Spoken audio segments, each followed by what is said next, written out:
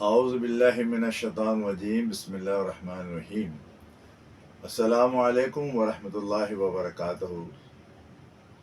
ادارہ تحقیقات امام احمدہ یوٹیوب چینل سے مجید اللہ قادری آپ کے سامنے حاضر خدمت ہے، اور آج آپ کو اس بات کی توجہ دلانی ہے کہ پچھلے دنوں ایک پریڈکشن کی گئی کہ جس طرح ترکی میں زلزلہ آیا ہے، پاکستان میں بھی عنقریب زلزلہ آنے والا ہے۔ یہ بات سوشل میڈیا پہ بھی کافی بات گشت کر رہی ہے، اور اس لیے میں نے خیال کیا کہ میں بھی آپ کو اس سلسلے میں کچھ اپنی انفارمیشن دے سکوں۔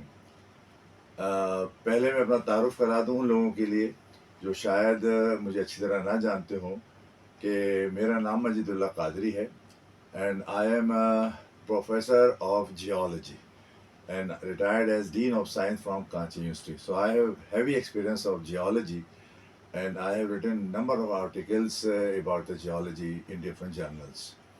And I know very well the situation of in Pakistan as well as abroad the Pakistan. تو اس لیے مجھے ذرا آپ کو سمجھنے میں آسانی ہوگی کہ میں سبجیکٹ کے آدمی ہوں، اور سبجیکٹ کی بات کروں اگرچہ I am not expert of all this. I am a student of the geology still. Also I call people call me a professor of geology. لیکن بہرحال علم کہیں ختم نہیں ہوتا ہے، علم کی کوئی حد نہیں ہے ختم ہونے کی، اور علم جو ہے وہ بڑھتا چلا جاتا ہے. تو میں بھی آپ کو انفارمیشن دینا چاہتا ہوں تاکہ آپ کو کسی قسم کی کوئی آپ لوگوں کو کوئی پریشانی نہ ہو. اگرچہ جیولوجیکل سروے آف پاکستان نے یا geological survey of United state نے ابھی تک کسی قسم کی ایسی پریڈکشن کا اظہار نہیں کیا ہے. میں نے سرچ کر لیا ہے کہ اس قسم کی کوئی بھی ابھی پریڈکشن سامنے نہیں آئی، لیکن یہ پریڈکشن ہو سکتی ہے، جس کی بھی ہے وہ ایک ہو سکتا ہے سب کاز ہوگا. لیکن میں آپ کو بتاؤں گا کہ پاکستان میں یا کن علاقوں میں کس وقت زلزلے آ سکتے ہیں، یا کون سے علاقے جو ہیں وہ زلزلوں کی زد میں ہیں اور کون سے نہیں ہیں. لیکن سب سے پہلے ہم قرآن کریم کو حوالے سے گفتگو کریں گے، کیونکہ قرآن کریم ہمارا اول ماخذ ہے. آپ کو کوئی مسئلہ ہو، کوئی بات ہو، قرآن کریم ضرور نشاندہی کرتا ہے اور ہمیں سیدھی راہ دکھاتا ہے. تو میں قرآن کریم کی 2-3 آیت پہلے پیش کروں گا، اور پھر اللہ تعالیٰ نے جو پچھلی امتوں میں سے کئی امتوں کو جو انہوں نے اللہ تعالیٰ نے بالکل نیست نابود کر دیا، وہاں پر زلزلے کی وجہ سے بھی کچھ قومی جو ہے نیست نابود ہوئی، ان کا میں حوالہ دوں گا. تو بسم اللہ الرحمن الرحیم. پہلے میں سورہ الزلزال کی ایک آیت کریمہ تلاوت کریں، بدائی 3 تلاوت کر رہا ہوں. اذا زلزل الارض زلزالها واخرجت الارض اثقالها وقال الانسان ما لها. سورہ الزلزال کی یہ آیت کریمہ ہے جو تلاوت کی ہے. ترجمہ اس کا یہ ہے کہ جب زمین تھر تھرا دی جائے، شیک ہو جائے، جیسا کہ تھرسانا ٹھہرا یعنی جیسے وہ شیک کرتی ہے، ہلتی ہے، اور زمین اپنے بوجھ یعنی چھپا خزانہ باہر پھینک دے. جب بھی زلزلہ آتا ہے تو بہت سے چھپا خزانہ سامنے آ جاتا ہے. اگرچہ زلزلہ ان لوگوں کے لیے یا اس بستی کے لیے نقصان دہ ہوتا ہے جہاں لوگ رہتے ہیں، لیکن اگر وہاں لوگ نہیں رہتے ہیں، زلزلہ آتا ہے تو وہاں سے ہمیں فائدات بھی حاصل ہوتے ہیں. پانی نکل آتا ہے، تیل گیس نکل آتی ہے، معدنیات سامنے آ جاتی ہیں. یہ اللہ کی قدرت ہے. تو لیکن جہاں بستی ہوتی ہے، بستی میں لوگ ہوتے ہیں، وہاں زلزلہ آ جائے تو پھر یقیناً وہاں پر عام بات بھی ہو جاتی ہیں. تو اللہ فرما رہا ہے کہ جب زمین تھرتھرا دی جائے، جیسا کہ تھرتھرانا ٹھہرا، اور زمین اپنے بوجھ باہر پھینک دے، اور آدمی کہے اسے کیا ہوا. یعنی زلزلے کا ٹائم جو ہے سیکنڈز میں ہوتا ہے، منٹ تو بہت بڑی بات ہوتی ہے. چند سیکنڈ بھی آ جاتے ہیں تو ظاہر بات ہے کہ کوئی بلڈنگیں ہیں ہل جاتی ہیں، گر جاتی ہیں. چند سیکنڈ کے اندر چیز بالکل پلٹ جاتی ہے. تو اللہ رب العزت نے یقیناً ایک سسٹم رکھا ہوا ہے اس دنیا کے اندر. اور ایک جگہ اللہ فرماتا ہے یا ایھا الناس اتقوا ربکم ان زلزلۃ الساعۃ شیء عظیم. سورہ حج کی پہلی آیت کریمہ. اے لوگوں اپنے رب سے ڈرو. تنبیہ کر رہا ہے ڈرنے کی زلزلے کی نشاندہی سے پہلے. بے شک قیامت کا زلزلہ بڑی سخت چیز ہے.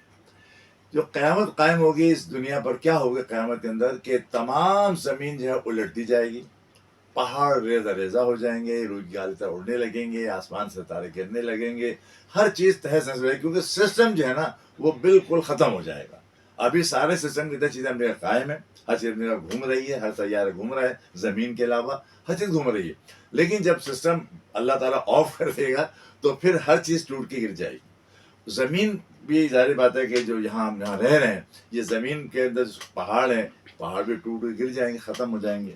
تو وہ بہت سخت وقت ہوگا. اللہ رب العزت نے قرآن کریم کے اندر ایک قوم لوط کا، آپ نے یقیناً سنا، لوط علیہ السلام کی قوم تھی، اور وہ ایک بہت ہی برے فعل میں مبتلا ہو گئی تھی، جنس پرستی جسے ہم کہتے ہیں. جس پرستی کرتے تھے وہ، عورتوں کے بجائے مردوں کے ساتھ غلط کام ہوتا تھا، اور یہ بڑھتا چلا گیا تھا کہ پوری قوم جو ہے نا اس میں ملوث ہو گئی. یہ 4-5 بستیاں تھیں قریب قریب کی وادی کے اندر. ایک اردن کے قریب ایک شہر، اردن کے قریب جو بارڈر ہے اس کے ساتھ یہ جگہ موجود تھی. وہاں پر بستیاں آباد تھیں، 4 یا 5 بستیاں تھیں، اور قوم لوط جو ہے وہ جنس پرستی کے اندر ملوث ہو گئی. لوط علیہ السلام نے بہت ان کو تنبیہ کی، بہت سمجھایا، سب کچھ کیا. جو غیر نبی تھے سمجھانے کے لیے آئے تھے، لیکن وہ قوم جو ہے باز نہیں آئی. تو انہوں نے پھر کہا کہ اب اللہ کے عذاب سے ڈرو، اور اللہ کے عذاب ڈرو. اور یہ تنبیہ کی تو انہوں نے مذاق اڑانا شروع کر دیا. اس کو اللہ تعالیٰ نے قرآن میں بیان کیا سورہ ہود کے اندر آیت نمبر 81 اور 82 میں. تو میں پہلے 81 کا صرف ترجمہ پڑھ رہا ہوں، اور 82 جو آیت خاص زلزلے سے متعلق ہے وہ میں تلاوت کر کے بتاؤں گا. اللہ فرما رہے فرشتے آئے حضرت علیہ السلام کے پاس کہ تمہارے رب کے بھیجے ہوئے ہیں. وہ قوم لوط تم تک پہنچ نہیں سکتے، یعنی کہ انہوں نے اعلان کر دیا تھا کہ بھئی عذاب آنے والا ہے. تو فرشتے پہنچ گئے اور لوگوں سے کہا، فرشتے نے کہا کہ لوگوں سے کہو کہ اب رات ہی رات کو تمام گھر والے جو آپ پر ایمان لا چکے ہیں، یا آپ کے قوم کے لوگ جو ایمان لا چکے ہیں، ان کو رات ہی رات اپنے ان بستیوں سے لے کر نکل جائیے. یعنی وہ جو 5 بستیاں تھیں اس سے باہر نکلنا تھا راتوں رات. اپنے گھروں کو راتوں رات اس بستی سے لے جاؤ، اور تم میں کوئی یعنی پیچھے نہ دیکھے. جب آگے جا رہے ہو تو پیچھے نہ دیکھے، اس لیے پیچھے عذاب آنا شروع ہو جائے گا. تو اب عذاب جب آنا شروع ہو جائے گا تو لوگ ڈریں گے. تو یہ بھی بتا دیا، ساتھ میں نصیحت کر دی کہ سامنے چلتے دیکھتے جانا، رات کا وقت ویسے بھی پیچھے نہ دیکھنا، اور آگے چلتے چلے جانا. اس میں ان کی بیوی بھی تھی، لیکن بیوی بھی ان کے ساتھ ملی ہوئی تھی، ان کے ساتھ نہیں تھی. تو اس کا بھی اللہ نشان دے کے سوائے تمہاری عورت بیوی کے، اسے بھی بھائی عذاب پہنچنا ہے جو پہنچا رہے ہیں، جو انہیں پوری قوم کو پہنچے گا. بے شک ان کا وعدہ عذاب صبح کا وقت ہے. حضرت لوط نے پوچھا جبریل سے کہ وقت کیا ہے؟ تو وقت بتائے گا صبح کا وقت ہے. راتوں رات نکلنے کے لیے کہا گیا. اب یہاں پر آپ یہ بھی دیکھیے گا، آگے آپ چیزیں میں جوڑوں گا کہ زلزلہ جو ہے وہ اکثر مقامات پر، ابھی بھی ہمارے تاریخ میں اٹھا کے دیکھ لیں گے، اکثر زلزلے لیٹ نائٹ یا ارلی مارننگ میں آئے ہیں. یعنی یہ وقت ہے یہاں ہے، اور یہی صورتحال یہاں پہ بھی ہے. لوط علیہ السلام نے کہا کہ جبریل کب آئے گا؟ ان کا صبح آئے گا. صبح تقریباً ہو رہی تھی. تو عذاب کا وقت کیا ہے؟ فرمایا صبح کا وقت ہے. تو انہوں نے کہا میں جلدی عذاب چاہتا ہوں، کیا صبح کا وقت قریب نہیں؟ نہیں، صبح وقت قریب. تو جیسے ہی آگے بڑھے اور صبح وقت شروع ہو گیا، اب قرآن کریم کی آیت جس کے اندر پتھروں کی بارش کا برسنا اور ان بستیوں کو تباہ ہونا، اور کب؟ صبح کے وقت. فلما جاء امرنا جعلنا عاليها سافلها وامطرنا عليها حجارة من سجيل منضود مسومة عند ربك وما هي من الظالمين ببعید. سورہ ہود کی یہ 83ویں آیت. پھر جب ہمارا زلزلے کا حکم آیا ارلی مارننگ، ہم نے اس بستی کے اوپر کو اس کا نیچے کر دکھایا. اور کس نے کیا؟ تفسیر موجود ہے. جبریل نے قوم لوط کی 5 بستیوں کو اس طرح اٹھا لیا. یہ 5 بستیاں قریب قریب تھیں، اس کو اب کیسے اٹھایا؟ زمین سے انہوں نے اٹھایا اپنے پروں میں، جو بھی آپ کہہ لیے، اور 5 بستیوں کو اٹھا لیا. اتنے آرام سے اٹھایا کہ کسی کو، کیونکہ سب تو سو رہے تھے، کہ کسی کو آہٹ بھی نہیں ہوئی کسی بھی قسم کی. لیکن کیا ہوا کہ جو جانور تھے نا، جو زمین کے اوپر جو جانور تھے، درندے، اور جو آپ کے یہ اڑنے والے جانور تھے، انہوں نے چیخنا چلانا شروع کر دیا. اب یہ چیخنے چلاتے باہر نکل گئے. اب کیا ہوا؟ کیونکہ دردراہٹ شروع ہو گئی تھی نیچے سے. جانوروں کے سینسر ہم سے زیادہ ہوتے ہیں.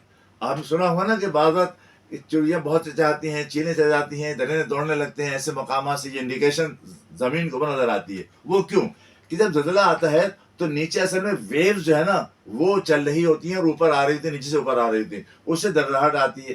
اس دردراہٹ کو سینسر جانور ہم سے زیادہ ہے، وہ محسوس کر لیتا ہے. لہذا وہ گھبراتا ہے یا کچھ بھی ہوتا ہے، وہ چیختا ہے، چلاتا ہے. اور ہم اگر سو رہے ہوں تو ہمیں احساس نہیں ہوتا. اور اکثر زلزلے میں نے پھر کہا کہ جب آتے ہیں ارلی مارننگ آتے ہیں، لیٹ نائٹ آتے ہیں، جس میں انسان سو رہا ہوتا ہے. تو یہ معلوم یہ ہوا کہ اللہ رب العزت کا حکم عذاب آتا ہے. اصل چیز جو ہے زلزلہ وہ اللہ تعالیٰ کا ارادہ، اس کا حکم ہے، اذن ہے، فرشتوں جاؤ اس بستی کو پلٹ دو. تو یہاں آئے اور بستی کو انہوں نے کیا کیا، یوں پلٹ دیا. یعنی زلزلے کے زمین پھٹتی بھی ہے، زمین ٹوٹ بھی جاتی ہے، اور زمین بعض اللہ تعالیٰ جو ہے اس کو یوں پلٹ دیتا ہے.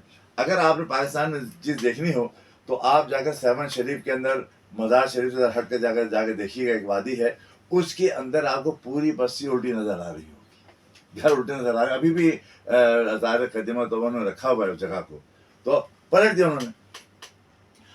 تو جبرائیل نے ان کو اٹھایا اور اس کو اٹھا کر پٹک دیا. وہ لوگ سو رہے تھے. اب کیا ہوا، اب جب زلزلہ آیا، جب پلٹ دیا گیا تو سارے پتھر پر گرے. تو یہ پتھروں کی بارش کہلائی. آسمان سے پتھر گرنے کا مطلب یہی ہے، آسمان سے بارش. ظاہر بات ہے کہ جب فضا میں بلند ہو گئی بستیاں، تو اب جو گر رہی ہیں تو اب لوگ نیچے پہلے گر رہے، پتھر پر گرنا شروع ہو گئے. اور یہ بھی روایتوں میں آتا ہے کہ پتھروں پر نام بھی لکھے ہوئے تھے کہ کس پتھر سے کس کو مارا جائے گا. یہ اللہ کی شان ہے. باہر یہ روایتیں ہیں.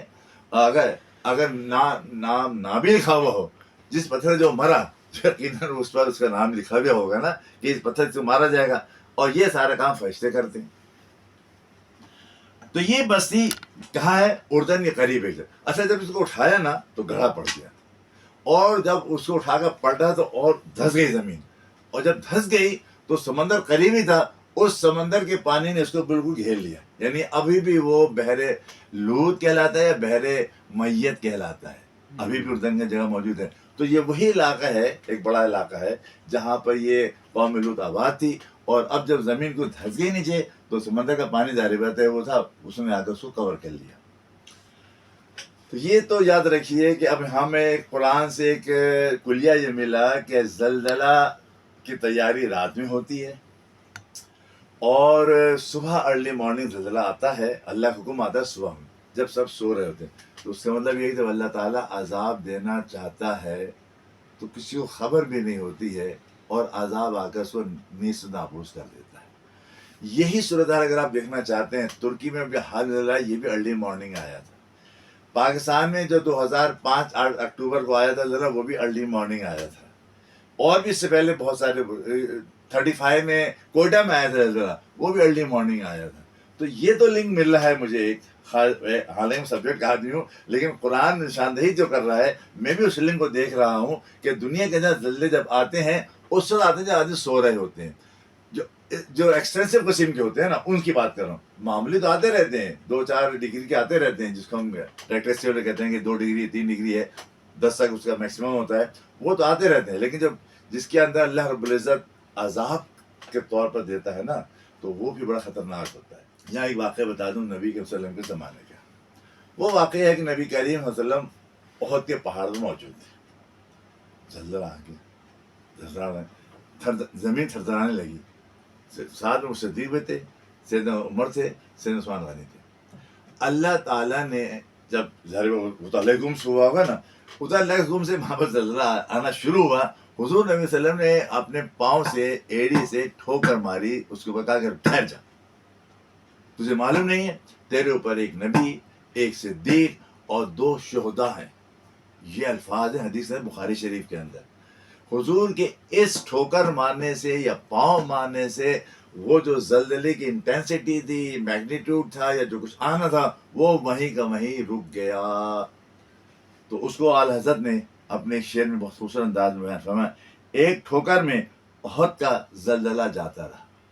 ایک ٹھوکر میں احد کا زلزلہ جاتا رہا، رکھتی ہیں کتنا وقار اللہ اکبر ایڑیاں.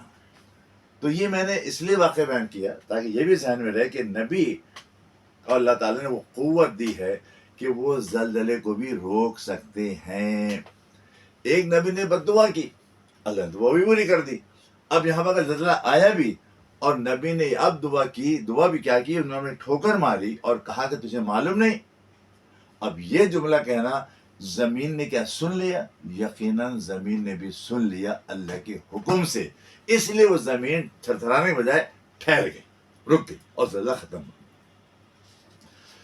حدیث کے اندر بہت ساری حدیثیں ہیں، اس کے اندر آپ یہ پڑھ لیں گے کہ اصل جو زلزلے کی وجہ ہے وہ اللہ تعالیٰ کا ارادہ عذاب ہے، کہ جب وہ ارادہ کر لیتا ہے مجھے عذاب دینا ہے اس قوم کو یا قوم کے اس حصے کو یا اس کو، تو وہاں پر زلزلہ آتا ہے۔ اب اس کی وجہ کیا ہوتی ہے؟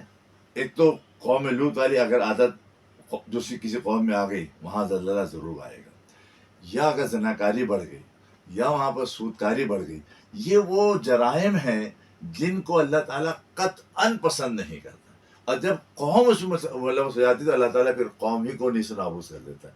تو ہمیں اس بات سے ڈرنا چاہیے، اور اس کے لیے حضور نے تو ٹھوکر ماری، بے شک ہم تو ٹھوکر مار کے روک نہیں سکتے، ہاں اللہ رسول نے حکم دیا کہ استغفار کرو کثرت سے، یعنی اپنے گناہوں سے معافی مانگو، کثرت سے استغفار کرو، تو اللہ تعالیٰ جس طریقے سے ٹھوکر سے حضور کے زلزلہ رک گیا تھا، اللہ تعالیٰ تمہارے برسوی عذاب کو روک لے گا۔